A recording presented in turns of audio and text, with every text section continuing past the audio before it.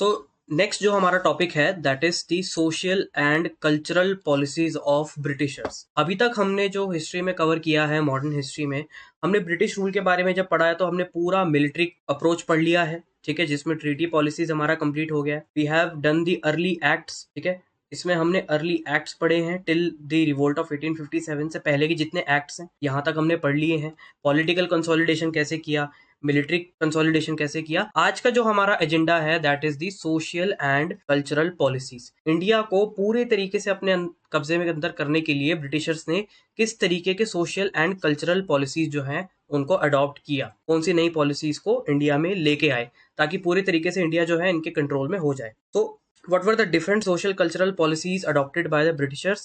They were of two types. पहली थी the Orientalist approach and second was the Angelist or the Occidental approach. Orientalist approach क्या होती है?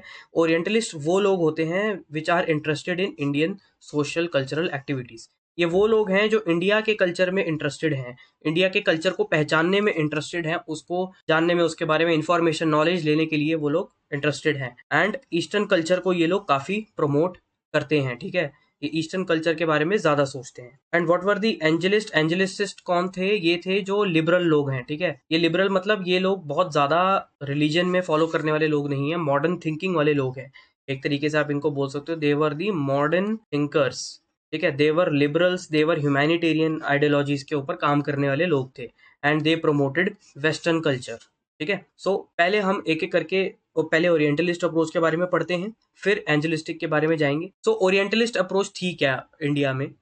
दे were interested in the Indian social cultural activities. ये India के past के बारे में, जो इंडिया की मेडिवल हिस्ट्री है, इंडिया की एंशिएंट हिस्ट्री है, वहाँ पे किस किस तरीके के कस्टम्स थे, कैसे सोसाइटी चलती थी, उसको पढ़ने के में बहुत उत्सुक लोग थे। By knowing the past and the glory of the Indians, studied the earlier image of India's through Veda. ये लोग इंडिया के वेद पढ़ने में इंटरेस्टेड थे, इंडिया क्या ग्लोरीफाइड कंट्री था, ठीक है, कैसे सोने की चिड़िया, इतना वेल्थ कैसे आया, किस तरीके का ट्रेडिशन यहाँ पे फॉलो होता है। तो ये लोग जो थे ये इंडिया के बारे में पढ़ने में देवर कीन, ठीक है, कीन लर्नर्स। ये लोग सिर्फ सीधा ये नहीं था कि हम अपना धर्म फैलाएंगे आएंगे, ये पहले इन्होंने इंडिया के बारे में पढ़ा, इंडिया से कनेक्ट बनाया, तब यहाँ पे काम शुरू किया। इसमें सबसे बड़े जो स्कॉलर निकल के आए थे वो इंडिया में ही वॉज विलियम जोन्स, ठीक है, William Jones was a scholar and he was a orientalist scholar, ठीक है, ओरिएंटलिस्ट अप्रोच जोन्स भी इनको कहा जाता है। ही established the connection between Sanskrit, Greek and Latin. इस बंदे ने संस्कृत टेक्स्ट को काफ़ी रीड किया, संस्कृत टेक्स्ट को काफ़ी ट्रांसलेट भी किया और उसका लिंक भी बनाया संस्कृत, ग्रीक और लैटिन का, कि ये बहुत एंशिएंट लैंग्वेजेस हैं और संस्कृत जो लैंग्वेज है उसमें लैटिन, ग्रीक वर्ड्स के रूट भी इनको मिले हैं। And observed genetic relationship between these Indo European languages. और इसने देखा कि भैया संस्कृत, ग्रीक और लैटिन में मुझे बहुत सारी कॉमन वर्ड्स, बहुत सारे कॉमन रूट वर्ड्स मिले हैं, तो इसका कहीं ना कहीं डीप लिंकेज है। डीप लिंकेज होने का मतलब कि इंडिया के एंशिएंट टाइम पे लिंक्स थे इंडियन सोसाइटीज के, इंडियन सिविलाइजेशन के। हमने हड़प्पा में भी पढ़ा था ना कि दूसरे सभ्यताओं के साथ हमारे लिंक्स थे, तो ये भी इन्होंने यहाँ पे नोटिस की चीज। Then second orientalist person was Warren Hastings, ठीक है, वॉरेन हेस्टिंग्स ने भी ये चीज पे बहुत फोकस किया that people who were conquered should be ruled by their own customs and laws. इनका कहना ये था कि जिन लोगों के ऊपर हमने कब्जा किया है उन लोगों को गवर्न हमें उनके खुद के लॉज के साथ करना है। जैसे अगर इंडियंस को इन्होंने कैप्चर किया, इंडिया को अगर ये अपना कॉलोनी बनाना चाहते हैं तो हम इनको इंडियन रूल्स के हिसाब से ही रूल करें, ठीक है, इंडियन रूल्स के हिसाब से। क्यों? ताकि ये लोग भी इजी रहें और ब्रिटिशर्स को भी ज्यादा परेशानी ना हो। British rule should be legitimized in Indian customs. होंगे तो वो ब्रिटिश रूल्स ही, ठीक है, बनाए किसने होंगे? ब्रिटिशर्स ने ही बनाए होंगे, रूल्स ब्रिटिशर के ही होंगे, बट उनको इंडियन कस्टम्स, इंडियन ट्रेडिशंस के हिसाब से मोल्ड किया जाएगा, ठीक है, उनको मॉडिफाई किया जाएगा। तो एक तरीके से जो ओरिएंटलिस्ट अप्रोच है ये इंडिया को पहले रख के फिर उसके ऊपर लॉज बनाने वाली एक अप्रोच थी। इसका मतलब क्या था? ये लोग इंडिया के कस्टम्स को बिल्कुल भुलाना नहीं चाहते थे, ये इंडिया के कस्टम्स को they were keeping the customs alive through their own law modifications, ठीक है। Why this approach was important? ये अप्रोच क्यों इंपॉर्टेंट है? पहला रीजन है इसका पीछे, that is the idea of kinship. Kinship का आइडिया, किनशिप मतलब कि ब्लड रिलेशन है, ठीक है, ब्लड रिलेशन है इंडियंस का और यूरोपियंस का। क्यों? क्योंकि हमने जब एंशिएंट हिस्ट्री पढ़ी थी तो हमने क्या किया था, हड़प्पा के बाद जब वैदिक एज स्टार्ट हुआ तो हमने बोला था कि आर्यन इन्वेजन हुआ है। तो हु वर आर्यंस? आर्यंस तो इंडियन थे ही नहीं, वो तो सेंट्रल एशिया, यूरोप से आए हुए लोग, उनका ओरिजिन माना जाता है। तो पहला आइडिया ये था कि ब्लड रिलेशन है between the Indians and the Britishers dating back to the classical period, that is the Aryan concept. Aryan concept ये कहता है कि जो इंडियन है और जो ब्रिटिशर्स हैं इनके बीच में कहीं ना कहीं कुछ तो रिलेशनशिप है, इनके जो एंसेस्टर्स हैं ये कहीं ना कहीं सेम रहे होंगे थ्रू आर्यंस, ठीक है। And second second motive was to rule over the Indians.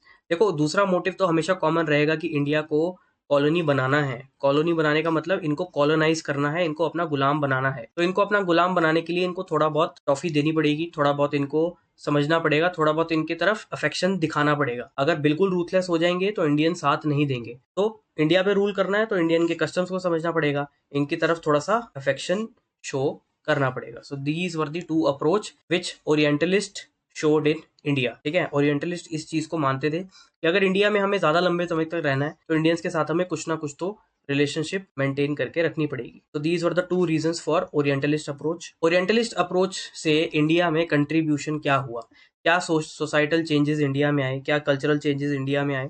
पहला है कि 1781 में Calcutta Madrasa was opened by Warren Hastings to preserve Urdu. India की बहुत ही पुरानी लैंग्वेज है, one of the most spoken language है इंडिया में भी।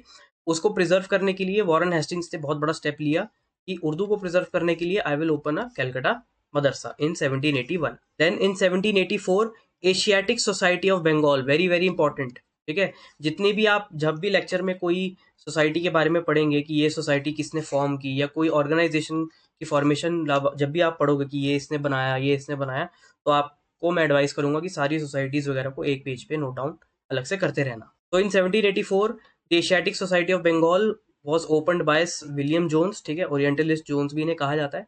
To study the orientalist approach, orientalist approach को पढ़ने के लिए ये सोसाइटी इंडिया में बनाई गई थी। Then in 1785 Charles Wilkins translated Gita into English, ठीक है। गीता का पहली बार ट्रांसलेशन किया गया इंग्लिश में through Charles Wilkins. Then in 1794 Sanskrit college was opened in Banaras, ठीक है। तो संस्कृत कॉलेज खोला गया। संस्कृत बहुत एंशियंट लैंग्वेज है इंडिया की, उसको प्रमोट करने के लिए, उसको प्रिजर्व करने के लिए बाय जोनाथन डंकन, ठीक है। डंक करना है ना, ठीक है, माइकल जॉर्डन डंक कर रहा है तो आप इससे याद कर सकते हो। तो by Jonathan Duncan Sanskrit college of Banaras was opened to study the Hindu laws and philosophy.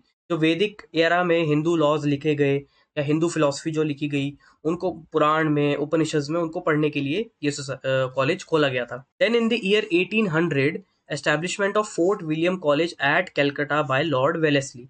Lord Wellesley ने फोर्ट विलियम कॉलेज ओपन किया एट कैलकाटा। यहाँ पे क्या किया जाता था, यहाँ पे सिविल सर्वेंट्स को ट्रेन किया जाता था for Indian society.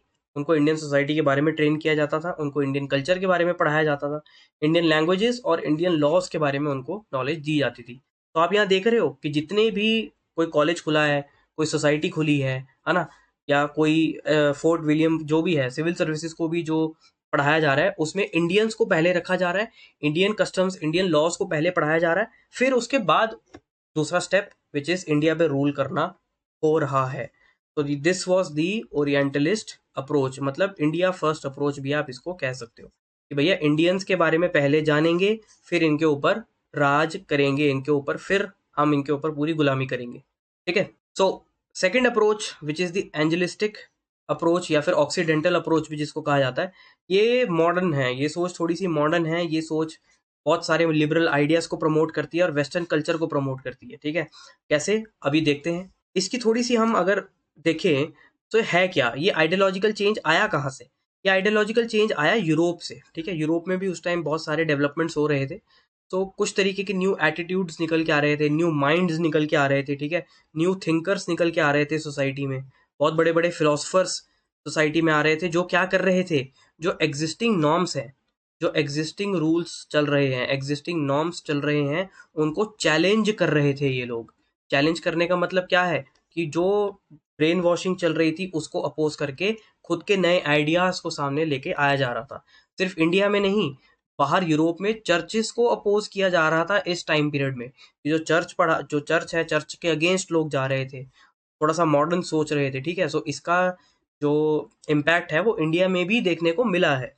Emergence of new manners, new morals were appearing with their acceptance in the society. Society में रेडिकल सोच लोग वाले होने, ठीक है, हो गए थे। कौन होते हैं रेडिकल? रेडिकल वो सोच होते हैं जिनकी सोच जो होती है थोड़ी सी एग्रेसिव सोच के लोग होते हैं, ठीक है। Radicals in England try to impose humanistic thoughts, ये लोग पब्लिक वेलफेयर के ऊपर बात करने वाले लोग, ठीक है, ये हो गए थे। पहला, रैशनलिज्म की थिंकिंग बहुत बढ़ चुकी थी अब यूरोप में इस टाइम पे। रैशनलिज्म क्या होता है? रैशनलिज्म होता है ये वो लोग होते हैं जो हर चीज़ में लॉजिक ढूंढते हैं, ठीक है। ये faith and belief in science and reasoning, ये लोग ऐसा नहीं है कि बस कुछ भी आपने इनको बोल दिया और ये मान लेंगे। रैशनलिस्टिक सोच वो लोग रखते हैं जिनका जो बिलीफ सिस्टम होता है वो साइंस, रीजनिंग और लॉजिक बेस्ड होता है। ये बिना लॉजिक के किसी बात को ना तो समझते हैं, ना बिना लॉजिक की बात ये लोग करते हैं। तो रैशनलिस्टिक थिंकिंग इमर्ज हो रही थी। ह्यूमनिज्म इमर्ज हो रहा था। ह्यूमनिज्म क्या होता है? Love for Mankind. ऐसे लोगों की ऐसी सोच भी बढ़ रही थी उस टाइम वर्ल्ड में कि ह्यूमैनिटी के लिए काम करना है, लोगों के वेलफेयर के लिए काम करना है। And then capacity building for progress and development. Ultimately ये जितनी भी थिंकिंग या जितने भी पॉलिटिकल थिंकर्स, फिलोसफर जो इमर्ज हो रहे थे, इन सबका काम क्या था कि भैया प्रोग्रेस करनी है, डेवलपमेंट करना है अब, ठीक है, समय के साथ चेंज होके आगे बढ़ना है। Anglicists believed that by incorporating modern ideas, philosophy and literature the society of India could be improved. ये चाहते थे कि जो मॉडर्न आइडियाज वर्ल्ड में इमर्ज हो रहे हैं, यूरोप में इमर्ज हो रहे हैं, जो फिलोसफी नई नई निकल के आ रही है, जैसे रैशनलिस्टिक फिलोसफी है, ह्यूमैनिटी की फिलोसफी है, कैपेसिटी बिल्डिंग की फिलोसफी है, और उस तरीके का लिटरेचर भी लिखा जा रहा है, बुक्स लोग लिख रहे हैं, ठीक है। जैसे आपने बहुत सारे सुना होगा, फ्रांस में फ्रेंच रेवोल्यूशन के टाइम बहुत सारे फिलोसफर्स निकल के आए, ठीक है। ऐसे ही लिटरेचर भी लिखा। तो इससे क्या होगा, जब हम इस तरीके के आइडियाज इंडियंस को पढ़ाएंगे, जब इस तरीके की आइडियोलॉजी इंडियन सोसाइटी में जाएगी, तो इंडिया भी डेवलप करेगा, इंडिया के लोग भी मॉडर्न होना स्टार्ट होंगे। सो देर वर 3 phases of social cultural reforms in India by the Britishers, ठीक है। 3 phases थे इसके। पहला फेज जो हमने कवर कर लिया है, which is the orientalist phase, no interference. Orientalist phase मैंने आपको बताया ना, इसमें सिर्फ ब्रिटिशर्स क्या कर रहे थे, ये इंडियन सोसाइटी को अभी समझ रहे थे, ठीक है। देवर अंडरस्टैंडिंग दी इंडियन सोसाइटी। ये सिर्फ अभी सोसाइटी को समझ रहे हैं, इनके कस्टम्स को पढ़ रहे हैं, इनके लॉज वगैरह को पढ़ रहे हैं। ये अभी इंटरफेरेंस नहीं कर रहे इंडिया की इंटरनल मैटर्स में, रिलीजियस मैटर में, कल्चरल मैटर्स में अभी इंटरफेरेंस नहीं चल रहा। बट जब एंग्लिसिस्ट फेज आता है, एंग्लिसिस्ट फेज मतलब ये वो जो मॉडर्न सोसाइटी वाला जो फेज आया, इस मॉडर्न सोसाइटी वाले फेज के साथ साथ इंटरफेरेंस भी बहुत तगड़े तरीके से होने लगी। कैसे? जो मॉडर्न थिंकर्स और फिलोसफर्स थे, इन्होंने डायरेक्टली इंडियन सोसाइटी में चेंज लाने की कोशिश स्टार्ट कर दी। अब जो भी इंडियंस कर रहे थे, इंडिया में भी उस टाइम पे बहुत सारी इल प्रैक्टिसेस, माल प्रैक्टिसेस चल रही थी सोसाइटी में, तो उसको हटाना, उसके ऊपर रिवोल्ट करना, बहुत सारी चीजें, कांस्टेंट इंटरफेरेंस यहाँ पर स्टार्ट हो गई थी, ठीक है। इसी को एंग्लिसिस्ट फेज कहते हैं। और तीसरा फेज जो है सोसाइटी का, कल्चरल रिफॉर्म्स का, वो रिवोल्ट ऑफ 1857 के बाद हुआ, ठीक है। रिवोल्ट ऑफ 1857 के बाद हुआ एक सबसे बड़ा चेंज, जिसमें क्या हुआ, ब्रिटिशर्स ने ये देख लिया था कि यार हमारे जितने भी एक्सपेरिमेंट है, ये जो एंग्लिसिस्ट एंड ओरिएंटल फेज हैं, ये दोनों रिवोल्ट ऑफ 1857 के पहले के फेज हैं। तो इसमें आप देखोगे कि कितनी इंटरफेरेंस हुई। इससे चल के भी यहाँ से भी बहुत सारे रीजंस ऐसे थे जिसकी वजह से रिवोल्ट ऑफ 1857 हुआ है। तो ब्रिटिशर्स को ये समझ में आ गया था कि भैया आफ्टर रिवोल्ट हमें इंडिया की सोसाइटी में ज़्यादा कुछ पंगे लेने की जरूरत नहीं है, ये लोग अपने आप देख लेंगे अपना, हम सिर्फ इंडिया को रूल करेंगे। तो from 1857 onwards they stopped all the social and cultural reforms in India, ठीक है। सो जो अभी हम सोशल कल्चरल रिफॉर्म्स पढ़ रहे हैं, वो प्री 1857 रिवोल्ट का पढ़ रहे हैं। नाउ पहला फेज ओरिएंटलिस्ट फेज में no interference was taken place, ठीक है। किस तरीके का इंटरफेरेंस नहीं होता था? जैसे इंडिया के ट्रेडिशंस में किस तरीके का यूसेज है, किस तरीके का कस्टम्स है, ब्रिटिशर्स कोई इन्वॉल्वमेंट नहीं कर रहे थे। को focus on trade and revenue, इनका सिर्फ और सिर्फ फोकस ट्रेड और रेवेन्यू पे था उस टाइम, ठीक है। Company was busy in Wars with native states, और इस टाइम पे हमने ये भी पढ़ा है कि बहुत सारी मिलिट्री कॉन्क्वेस्ट चल रहा था ईस्ट इंडिया कंपनी का, तो ये लोग इसमें ज़्यादा बिजी थे। And they were busy in consolidation, India को अभी ये यूनाइट करने के पीछे कि भैया ईस्ट इंडिया कंपनी जो है एरिया कैप्चर करने में पीछे बिजी था, इसलिए ट्रेडिशंस की तरफ थोड़ा सा कम ध्यान इनका गया है। Interference in religious and social reforms might produce retaliation, इनको ये लगा था कि भैया अभी हम हर डायरेक्शन में लड़ाई कर रहे हैं, जैसे बंगाल में भी चल रहा है, मद्रास में भी वॉर चल रहा है, महाराष्ट्र एरिया में भी चल रहा है, बॉम्बे में भी वॉर चल रहा है ना, और भी बहुत सारे इंडिपेंडेंट स्टेट्स में अभी ईस्ट इंडिया कंपनी लड़ रही है। तो अगर हमने इनके कस्टम्स को चेंज करना शुरू कर दिया, तो भैया ये लोग तो हमारे ऊपर हाथ धो के पड़ जाएंगे। तो अभी इनका पीछा छोड़ो, अभी कस्टम्स इनको करने दो जो करना है, इनको हम बाद में देखेंगे।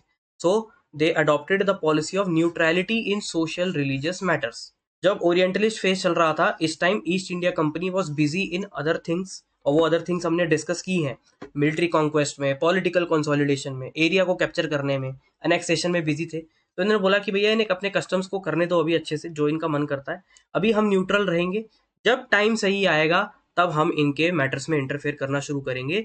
और वो टाइम सही कब आया? In the era of 1800s। 1800 के एरा में ब्रिटिशर्स ने खुल के इनके सोशल कल्चरल चेंजेस में इंटरफेयर किया। कैसे? और इस फेज को एंग्लिसिस्ट फेज कहा जाता है, जहां पे कांस्टेंट पोकिंग चलती रही ईस्ट इंडिया कंपनी की। इस टाइम तक आते आते ईस्ट इंडिया कंपनी ने मेजॉरिटी ऑफ द वॉर्स को जीत लिया था, बहुत सारे एरिया को अपने अंडर एनेक्स करने वाले थे और बहुत सारे एरिया को एनेक्स कर भी दिया था। और इस टाइम पे यूरोप में भी आइडियोलॉजिकल चेंज हुआ, फ्रेंच रेवोल्यूशन हुआ, अमेरिकन रेवोल्यूशन हुआ, वहां से नए नए थिंकर्स निकल के आए, इंडस्ट्रियल रेवोल्यूशन हो रहा था, तो वहां पे भी नई नई सोच रखने वाले लोग आए, फिलॉसफी रखने वाले लोग आए। Industrial revolution was started in England. Britishers thought India could B big market for their goods. अब यहाँ पे ये था कि भैया इंडिया जो है हमारे गुड्स के लिए बहुत अच्छी मार्केट बन सकती है, और इस को मार्केट बनाने के लिए हमें इंडियंस को मॉडर्न करना ही पड़ेगा। This was possible by adhering to the policy of keeping peace. और ये तब ही हुआ जब इन्होंने इंडिया में अभी तक पीस रखी हुई थी, सोसाइटी में चेंज करने शुरू नहीं किए हुए थे। But at the same time it required the Indian society to modernise and transform like the Europeans. अगर ब्रिटिशर्स ये चाहते थे कि इंडिया को हम एक फ्यूचर मार्केट की तरह अपनी डेवलप करें, हमारे इंडस्ट्रियल रेवोल्यूशन में इंडिया पार्टिसिपेट करे, इंडिया हमारा भागीदारी हो, तो इनको ये था कि हमें इंडिया को मॉडर्नाइज करना पड़ेगा, इन्हें पढ़ाना लिखाना पड़ेगा, सोसाइटी को चेंज करना पड़ेगा। अब समय आ गया है कि इनके मैटर्स में डायरेक्टली इंटरफेयर करो। और इसके लिए इन द ईयर 1813 हमने चार्टर एक्ट में भी पढ़ा है that Christian missionaries were allowed to enter in India. और ये लोग इंडिया में आके प्रोपोगेट करते थे अपना रिलीजन, लोगों को कन्वर्ट भी करते थे। And in the 1835 year modern education के लिए भी, इंडिया के एजुकेशन के लिए भी बहुत सारे स्टेप्स उठाए गए थे। एंड द थर्ड फेज, जिसमें आफ्टर 1857 का रिवोल्ट, ब्रिटिशर्स का एटीट्यूड पूरी तरीके से चेंज हो गया। क्यों? क्योंकि इनको रिवोल्ट ऑफ 1857 में बहुत मुश्किल से ब्रिटिशर्स बचे थे। अगर वो रिवोल्ट अच्छे से होता तो ब्रिटिशर्स पहले ही हमारा देश आज़ाद हो जाता, बट नहीं हुआ। तो ब्रिटिशर्स को ये समझ में आ गया था कि अब हम इनके मैटर्स में, सोसाइटी में ज़्यादा इंटरफेयर करने की ज़रूरत नहीं है, हमने बहुत स्केरी चीज़ें देख ली, बस अब छोड़ दो। British government regarded reforms brought by them as a factor in the revolt of 1857। British government को ये लगा कि ये रिवोल्ट हुआ ही इस वजह से है कि हमने जो इनकी सोसाइटी में इंटरफेयर करना शुरू किया, ठीक है, इसलिए लोग जो हैं ब्रिटिशर्स के खिलाफ हॉस्टाइल हो गए। Ultimately the Britishers stopped further reforms in the social cultural values. और किस तरीके के रिफॉर्म्स थे ये? क्या इंटरफेयर किया इन्होंने? इन्होंने इंटरफेयर किया इन पॉलिसीज में।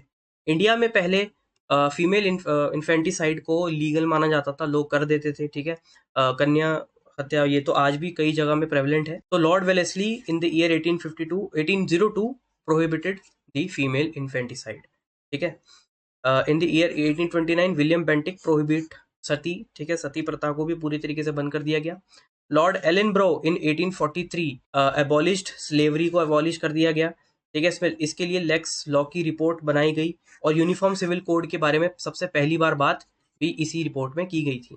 लॉर्ड हार्डिंग फर्स्ट ने ह्यूमन सेक्रीफाइस को बिल्कुल कंप्लीटली बैन कर दिया, ठीक है, इंसानों की बलि नहीं चढ़ेगी। एंड लॉर्ड डलहौजी ने विडो रिमैरिज एक्ट 1857 में लॉन्च कर दिया था। बैक देन ये सारी चीजें इंडियन सोसाइटी का पार्ट थी। इंडियंस इस चीज को बुरा नहीं मानते थे, इन चीजों को, चाहे ये बहुत बुरी चीजें हैं, बट ब्रिटिशर्स ने सोसाइटी के भले के लिए ये चीजें प्रोहिबिट की थी। बट लोगों के अंदर गुस्सा था कि ब्रिटिशर्स ने हमारे ही रिलीजन को आगे खराब कर दिया, और ये जो है ये रीजंस बने रिवोल्ट ऑफ 1857 के। लोगों ने इसके गुस्से में आके ब्रिटिशर्स को मारना शुरू कर दिया, इसीलिए ब्रिटिशर्स ने बोला कि इंडियंस को इनके हाल पे ही छोड़ दो। Now some of the important supporters of each philosophies, some of the most important orientalist, कौन कौन ओरिएंटलिस्ट थे इंडिया में? William Jones, Jonathan Duncan, James Prinsep. James Prinsep वही हैं जिन्होंने अशोकन पिलर को डिसाइफर किया था, ठीक है। Then Warren Hastings and Charles Wilkins. Important anglicist और occidental supporters were sir John Locke, William Bentinck and Lord Macaulay, ठीक है। तो इस तरीके से इंडिया में सोशल कल्चरल रिफॉर्म्स ब्रिटिशर्स ने किए। ये ब्रिटिश रिफॉर्म्स है, माइंड यू, ब्रिटिश रिफॉर्म्स है, ठीक है। सिर्फ अभी हमने ब्रिटिशर्स के बारे में ही पढ़ा है। और ये जितनी भी मैं आपको चीजें बता रहा हूँ, it will ultimately lead to what? To the revolt of 1857। 1857 के रिवोल्ट के बाद इंडिया की कहानी अलग तरीके से बदल जाती है। So we have completed the social cultural policies. I hope आपको ये आइडियोलॉजी समझ में आई होंगी। Until then keep on revising and I will see you in the next topic very soon. Thank you.